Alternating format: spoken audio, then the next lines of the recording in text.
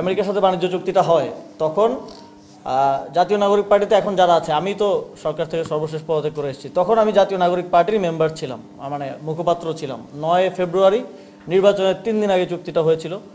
ফলে এই চুক্তি সম্পর্কে আমার কোনো কিছু অফিসিয়ালি জানা পসিবল না।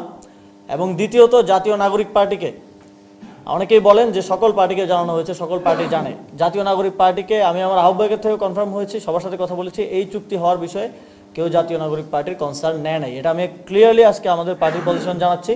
এবং আমরা অনেক সময় অনেক কিছু শুনি যে এই চুক্তি হওয়ার ক্ষেত্রে তো 90 দিন সময় ছিল, আপনারা সবাই জানেন যে 90 দিন সময় দেওয়া হয়েছিল যে এই সময়ের মধ্যে চুক্তিটা করতে হবে। তো চুক্তিটা আমরা দেখলাম যে সরকার 1 মাসের মধ্যেই করলো, 30 দিনের মধ্যেই করলো, আরও কিন্তু 2 মাস সময় ছিল। তো অনেক সময় আমরা শুনি যে এখন যিনি পররাষ্ট্রমন্ত্রী হলেন তিনি তো বিএনপির সাথে সমঝোতায় থেকেই অন্তর্বর্তী সরকারে আসলে সার্ভ করেছেন।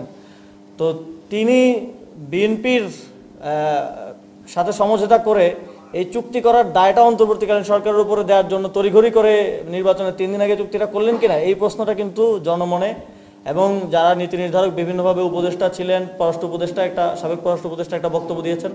তো আমরা মনে করি এই চুক্তিটা বিএনপি করেছে, কিন্তু সে জাস্ট নির্বাচনের 3 দিন আগে তাদেরই বর্তমান পররাষ্ট্রমন্ত্রীকে দিয়ে এটা অন্তর্বর্তী সরকারের ঘাড়ে চাপিয়ে দিয়েছে। এবং সে এখন বলতেছে যে এই চুক্তি নিয়ে এত আমাদের কিছু করার নেই, আগের সরকার করে গেছে। তো এই যে একটা পলিটিক্যাল ব্লেম গেম চলতেছে।